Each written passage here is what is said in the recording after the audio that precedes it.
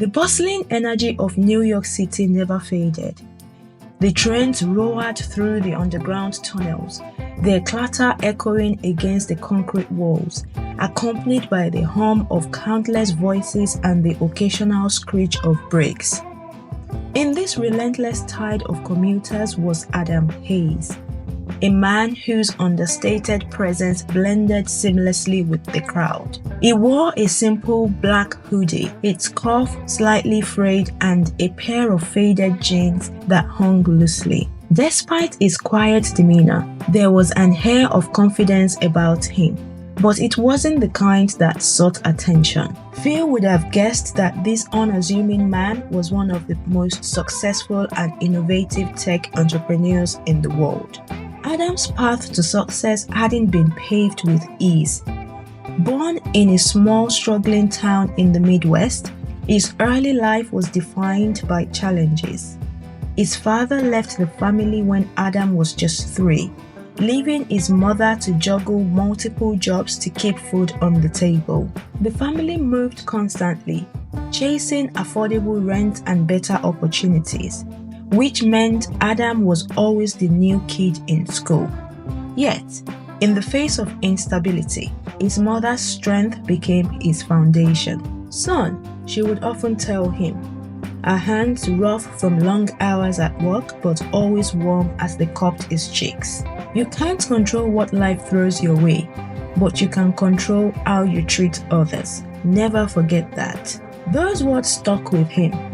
Adam wasn't the smartest kid in class, but he had an insatiable hunger to learn and a determination to rise above his circumstances. In high school, he worked late-night shifts at the local diner, pouring coffee and cleaning tables to save for college. During the day, he devoured textbooks, often staying late at the school library to tinker with computers. His fascination with technology turned into a passion, and soon he was designing rudimentary software systems. By the time Adam reached college, he had a reputation for his relentless work ethic. He often skipped social events, preferring to code late into the night, fueled by vending machine snacks and his dreams. It was during this long night that he stumbled upon an idea that would change the way people communicated online. What started as a simple project for a class quickly turned into something much bigger. By the time he graduated, he had developed a platform that revolutionized online communication. The platform exploded in popularity, and overnight, Adam became a household name. Wealth and recognition poured in, but they never seemed to change him. He still preferred quiet moments to loud celebrations, and his favorite meals were the simple dishes his mom used to make. For Adam, success wasn't about money or fame. It was about creating something meaningful while staying true to his roots. Yet, there was something more to Adam's grounded nature. His humility wasn't just a virtue, it was forged through the fires of hardship. He remembered the night he'd gone to bed hungry, the times he'd worn shoes with holes because they couldn't afford new ones. He carried those memories with him, not as burdens, but as a reminder of where he had come from and how far he had come. When Adam was 34, he met Emma, a brilliant artist with a zest for life that was contagious. They bonded over their shared love for simplicity, coffee shop dates, long walks in the park, and quiet nights under the stars.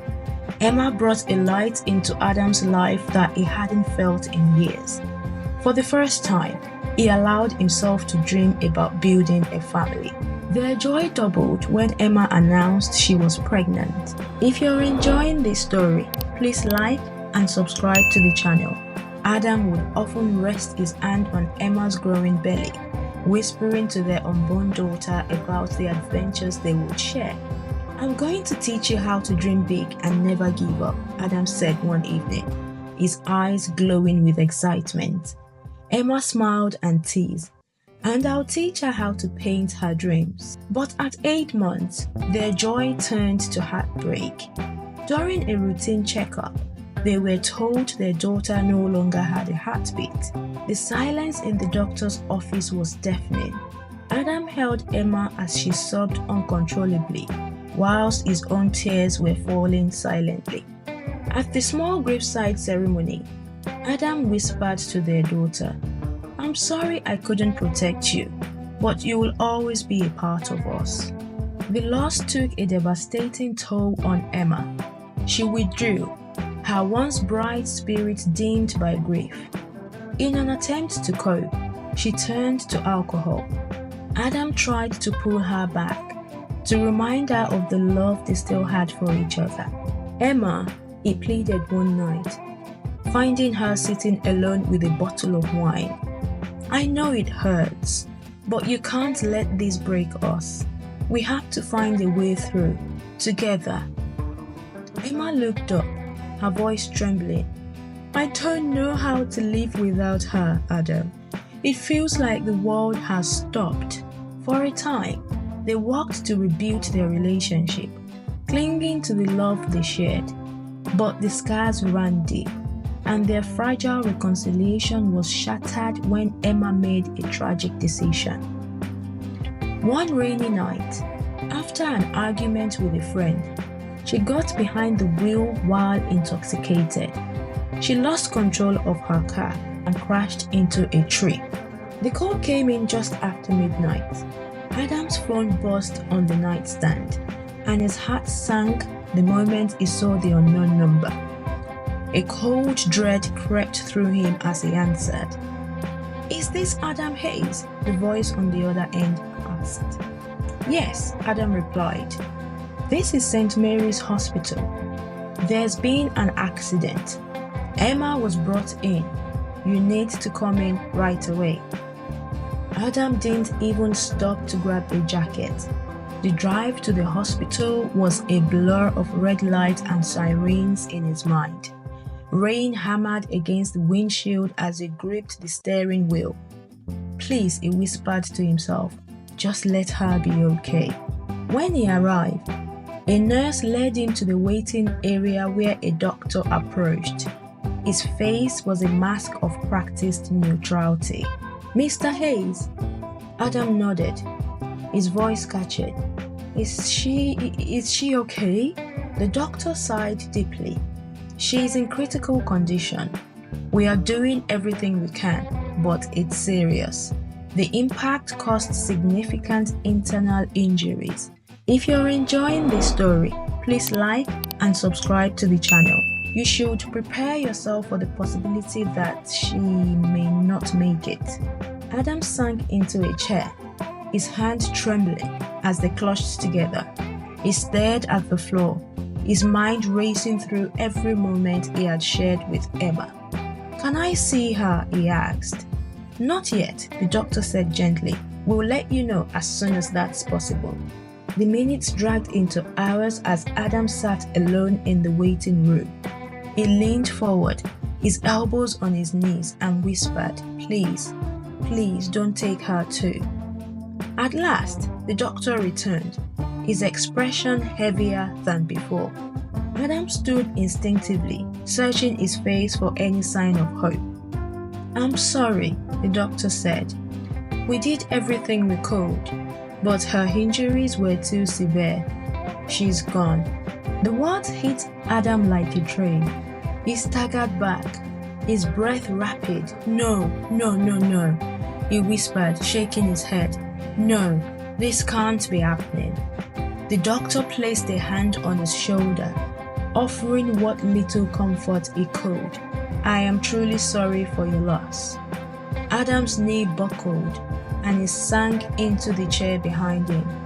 The world felt surreal, as if he were watching someone else's tragedy unfold. Images of Emma's laugh, her smile, and the life they had dreamed of building together flashed before his eyes. It was all gone in an instant.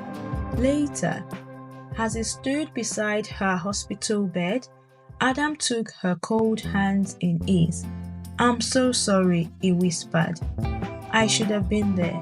I should have done more." But there were no answers, only silence.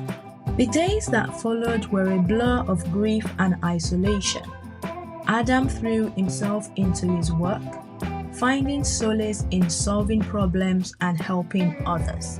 If you're enjoying this story, please like and subscribe to the channel. He started funding programs for addiction recovery, quietly dedicating them in Emma's honor. Despite the overwhelming sorrow, Adam held on to the lessons his mother had taught him: to treat others with kindness, to find strength in humility, and to keep moving forward no matter how broken the path might seem. Though his world had been shattered, he channeled his pain into making a difference, one step at a time. Years later, Adam still chose to ride the subway, despite owning luxury cars and access to private jets. One particular day, he noticed an elderly woman with a cane struggling to find a seat. Without hesitation, he rose and smiled, motioning for her to take his spot. "Oh, thank you, young man," she said.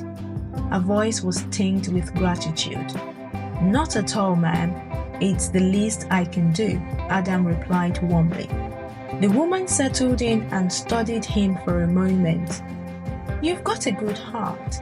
There's not many like you around these days." Adam chuckled softly. "I think there are more than you'd expect. Sometimes people just need a little reminder." On a business class flight to San Francisco, Adam sat quietly, dressed in a plain t-shirt and sneakers. Beside him was a loud, brash man who immediately judged Adam by his modest appearance. "First time flying business?" the man asked with a smirk. His voice was laced with condescension. Adam glanced up, meeting his gaze. "Not quite," he replied calmly. The man chuckled, leaning back in his seat. "Well, let me tell you, it's not cheap. You're lucky if you manage to snag a deal. I'm in this seat every week." He eyed Adam's worn sneakers and added, "I would recommend upgrading your wardrobe if you plan to keep flying up here. People might take you more seriously." Adam smiled slightly but said nothing, letting the man's words hang in the air. Undeterred, the man continued, "See, for people like me, real businessmen, presentation is everything. My clients expect me to look the part. This isn't coach after all." Adam nodded politely. "It's good to prioritize what's important to you," he said. The man leaned closer, dropping his voice slightly as if sharing a secret. "Honestly, you remind me of that tech guy, Adam Hayes. Ever heard of him? Big name in the industry, but trust me, he wouldn't be caught dead flying business in an outfit like that." He laughed at his own joke. Adam's lips twitched into a soft smile. "He must be fortunate to have earned such recognition," he said, his tone still warm and composed. The man raised an eyebrow, suddenly curious. "You talk like you know him. You don't actually know Adam Hayes, do you?" "In a way," Adam replied cryptically, before turning his attention to the window. As the flight continued, the man alternated between boasting about his achievements and offering unsolicited advice about success. Adam listened patiently, occasionally nodding or offering a polite, non-committal response. When the plane began its descent, a flight attendant approached Adam with a discreet smile. "Mr. Hayes, your car is waiting for you at the terminal," she said softly. The man's jaw dropped. "Wait, Mr. Hayes? You are Adam Hayes? The Adam Hayes?" Adam turned to him with a kind smile and extended his hand. "It was nice meeting you." "Safe travels," he said before standing and walking toward the exit. The man sat frozen in his seat, his face flushed with embarrassment as he replayed their interaction in his mind. Watching Adam disappear into the crowd, he muttered under his breath, "Well, that was unexpected." Adam Hayes became a symbol of quiet generosity. He donated anonymously to charities, mentored young entrepreneurs, and spoke at events about resilience and kindness. His story was not one of wealth or fame, but of the power of humility and humanity. The moral is clear: life is unpredictable, and wealth does not define character. Pride fades, but kindness endures. Imagine the world we could create if everyone chose to be a little more like Adam Hayes: humble, compassionate, and grounded. And sometimes, a simple act of kindness can ripple farther than you'd ever imagine. Thank you for watching. If you've enjoyed this story, please don't forget to like and subscribe to the channel. I'll see you in the next one.